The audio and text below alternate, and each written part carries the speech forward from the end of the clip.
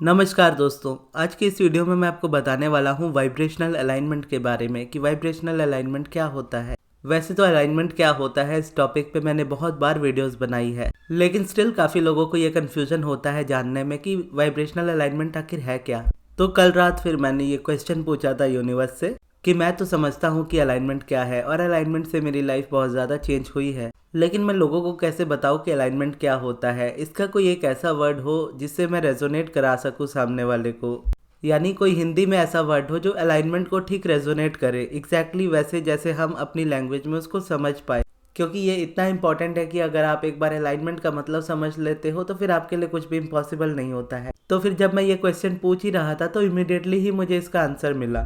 जो एक word universe ने दिया वो एक्चुअल में हम कई बार बहुत नेगेटिव वे में उसके यूज़ करते हैं, तो इसीलिए जब मैं अगर अभी उसको यूज़ करूँगा तो आप में से कोई भी उसको एक नेगेटिव वे में मत लीजिएगा, क्योंकि उस वर्ड को मैं पर्सनली आप में से किसी के लिए यूज़ नहीं कर रहा हूँ, आपको बस समझाने के लिए यूज़ कर रहा हूँ यूनिवर्स के आंसर के तौर पे। तो वो वर्ड है औकात।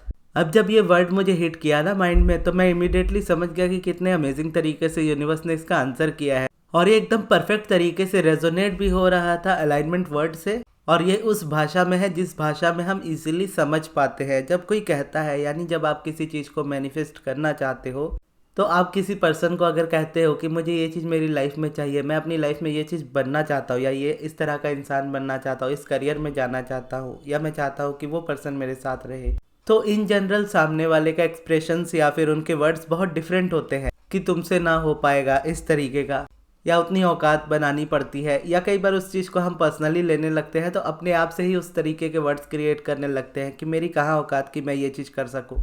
अब जैसा अब्राहम हिक्स सिखाती है ना लॉ ऑफ अट्रैक्शन में, और औकात वर्ड में अगर आप उस चीज़ को देखो तो आपको हमेशा ये चीज़ सिमिलैरिटी मिलेगी। आप जब भी अपने आप को अगर ऐसा देखो या किसी और को ऐसा देखो इस जगह पे, तो बेसिकली एक तरीके से ऐसा हो जाता है कि मान लीजिए अगर सामने वाला आपको कहता है कि तुम्हारी औकात नहीं है उस चीज़ को पाने की, या आप अपने आप से कहते हो कि मेरी औकात नहीं है उस चीज़ को पाने की, या आप किसी को कहते हो कि तुम्हारी औकात नहीं है इस चीज़ को पाने की, तीनों वे में आप नेगेटिव फील करते हो। यानी जब भी आप एक नेगेटिव इमोशन फील करते हो ना, मतलब आप रेजिस्ट कर रहे हो उस जगह पर, और उस वाले थॉट से, उस वाली फीलिंग से यूनिवर्स आप बोलो या आपका इनर बीइंग, आपकी सुप्रीम पावर उससे रेजोनेट नहीं करती। बस इसी रीज़न की वजह से आप नेगेटिव फील करते हो। जब कोई आपको कहता है कि आपकी औकात नहीं, या आप अपने आप को कहते हो कि मेरी औकात नहीं, या आप किसी को कहते हो कि तुम्हारी औकात नहीं, तो ऐसे में आप नेगेटिव हमेशा फील करोगे, क्योंकि ये रेजिस्टेंस है। क्योंकि यूनिवर्स ने जब आपके लिए ये डिसाइड किया है कि आप जो भी चाहते हो आप उसके हकदार हो, आप जो भी चाहते हो आप उसकी औकात ऑलरेडी रखते हो,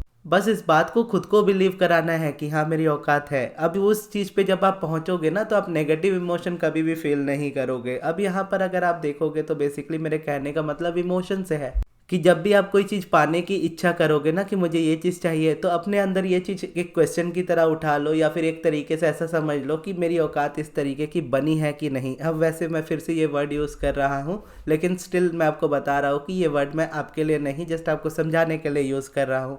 तो उसको आप अलाइनमेंट के तौर पे समझ सकते हो कि जब आपकी मन में कोई न्यू डिज़ायर आती है तो उस वक्त वो इम्पॉसिबल लगती है। इम्पॉसिबल लगती है, बहुत सारी चीज़ें ऐसी होती है जहाँ पर आपको लगता है कि नहीं ये चीज़ हासिल नहीं हो सकती। तो इस जगह पर हम देखते हैं कि अपने आप को कम आंकते हैं कि मेरी औकात नहीं है उस चीज़ को पाने की। और क्योंकि हम पाने की औकात रखते हैं, इसीलिए उस जगह पर हम नेगेटिव इमोशन फील करते हैं, क्योंकि यूनिवर्स चाह रहा होता है, इनर बीइंग कह रहा होता है कि नहीं तुम पा सकते हो, और हम कहते हैं कि नहीं मेरी औकात ही नहीं है।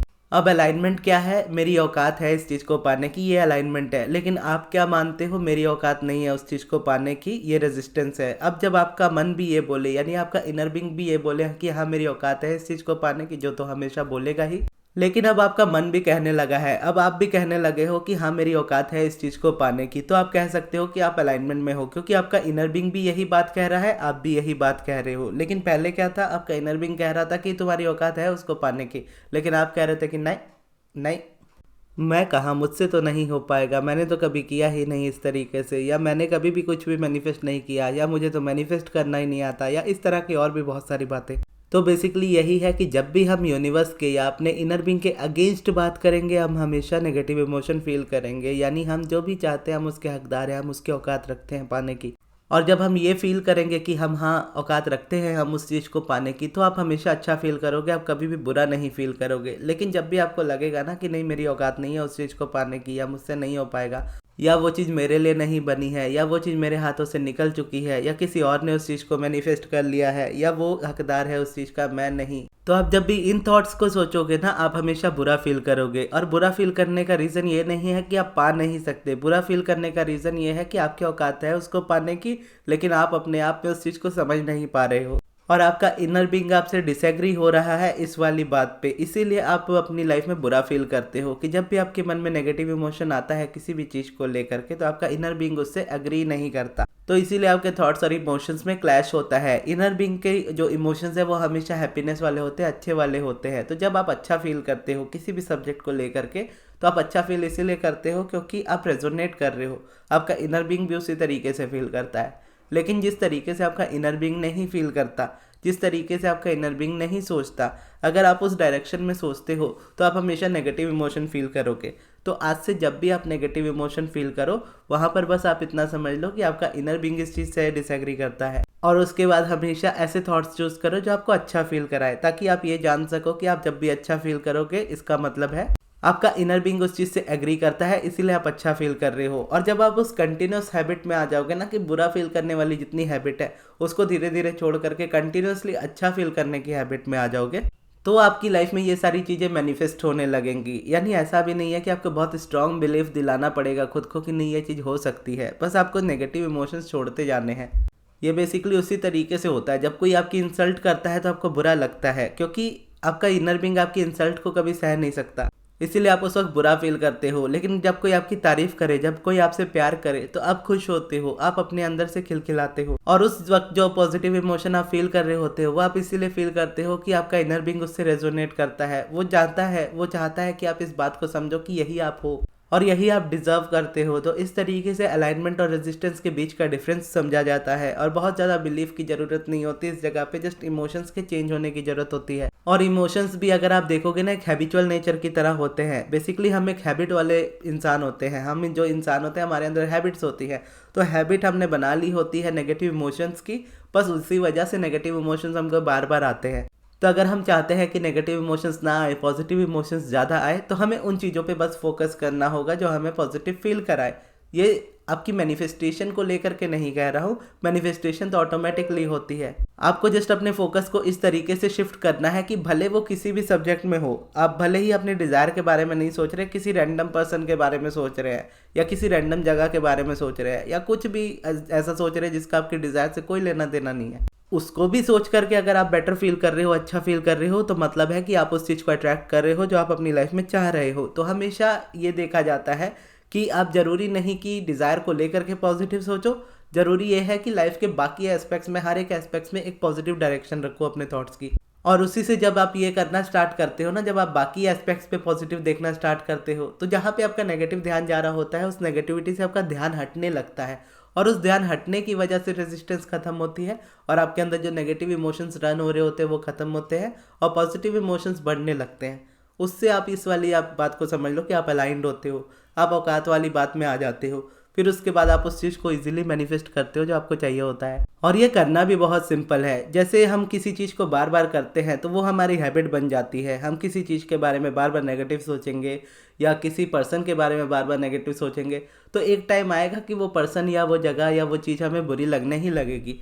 ठीक उसी तरीके से अगर आप कुछ अच्छा देखना चाहते हो, और या फिर अपनी लाइफ में पॉजिटिविटी को अपनाना चाहते हो, तो आपको बस एक प्रैक्टिस स्टार्ट करनी होती है, और जितना आप डेली बेसिस पे उसकी प्रैक्टिस स्टार्ट करते हो, आपके हैबिट्स उतने चेंज होते चले जाते हैं। और एक बार वो चेंज होते हैं, आपके फीलिंग्स, आपके इमोशंस चेंज होते हैं। और जब आपके फीलिंग्स और इमोशंस चेंज हो रहे हैं ना, तो ऐसा हो ही नहीं सकता कि आपकी डिज़ायर मैनिफेस्ट ना हो। डिज़ायर तभी मैनिफेस्ट नहीं होती है जब आप ये बोलते हो कि नहीं, पहले मुझे मैनिफेस्टेशन ला करके दो, फिर मैं अच्छा फील करूंगा या अच्छा फील करूंगी। जबकि यूनिवर्स कहता है कि पहले अच्छा फील करो, तभी तुम्हें तुम्हारी डिज़ायर की मैनिफेस्टेशन मिलेगी। तो ऐसे में लोग एक के बाद एक टेक्निक्स चेंज करते हैं, एक के बाद एक प्रोसेस चेंज करते हैं, लेकिन मैनिफेस्ट नहीं कर पाते। रीज़न उसका यही हो जाता है क्योंकि वो जंप लगा रहे हैं इतने बड़े बड़े, लेकिन उनको समझ नहीं आ रहा कि उनके माइंड में जो इमोशन है वो और नेगेटिव होता चला जा रहा है टाइम के साथ साथ। और ज़रूरी नहीं है अपने सब्जेक्ट को लेकर के, जिसको आप मैनिफेस्ट कर रहे हो उसी को लेकर के, डिज़ायर को लेकर के अपनी मैनिफेस्टेशन करते रहो या टेक्निक करते रहो। ज़रूरी सिर्फ और सिर्फ अलाइनमेंट है। आप कोई भी टॉपिक चूज़ करो या कोई टॉपिक मत चूज़ करो, सिर्फ मेडिटेशन करो,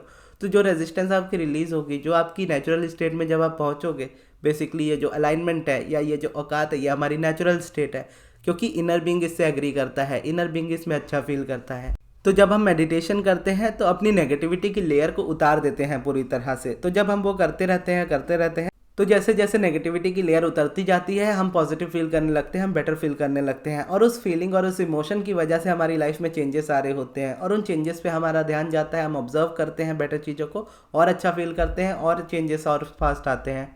सेम उसी तरीके से चाहे आप पॉजिटिव एस्पेक्ट्स लिखो, चाहे आप ग्रैटिट्यूड जर्नल लिखो या ग्रैटिट्यूड वॉक करो, एप्रिशिएशन वॉक करो, जो मर्जी है आप कर सकते हो, लेकिन बस ये है कि आपको डेली बेसिस पे उसको करना होता है। तो इस तरीके से अगर आप अपनी लॉ ऑफ अट्रैक्शन जर्नी में चलते हो तो आपकी लाइफ अमेजिंग हो जाएगी और आप जो चाहोगे वो इजीली मैनिफेस्ट कर पाओगे। और अगर आप अपनी लाइफ में कहीं स्टक हो और आप निकल नहीं पा रहे हो उस जगह से और आपको पर्सनल हेल्प चाहिए तो आप मुझसे पर्सनल सेशन अपॉइंटमेंट ले सकते हो या फिर मुझसे अपना पर्सनल सब्लिमिनल बनवा सकते हो। उसके लिए आप मेरे मैनेजर अमृत को कॉन्टैक्ट कीजिएगा उनके व्हाट्सएप नंबर पे, जो मैं आपको कमेंट बॉक्स में दे दूंगा। और मैं आपको ये जरूर रिकमेंड करूंगा कि आप मेडिटेशन स्टार्ट कीजिए। जो मैं क्लासेस में मेडिटेशन सिखाता था ना अपने बैचेस में, तो उनको मैं बोलते हुए यानी गाइड करते हुए सिखाता था कि इस तरीके से आपको मेरे आवाज़ में करना है, यानी जो मैं बोल रहा हूँ उसको करते जाना है। तो उसी चीज़ को फिर मैंने यूट्यूब पे भी डाला था। पहले वो वीडियो मेंबर्स के लिए थी, अभी पब्लिक है। तो वो वीडियो अभी आपके स्क्रीन पे आ रही है, यहाँ से जा करके आप इस मेडिटेशन को करना स्टार्ट कर सकते हो और ये आपकी लाइफ को पूरा चेंज कर देगा। और ये वीडियो आपको कैसी लगी कमेंट्स में ज़रूर बताइएगा और इस वीडियो को यहाँ तक देखने के लिए बहुत बहुत धन्यवाद।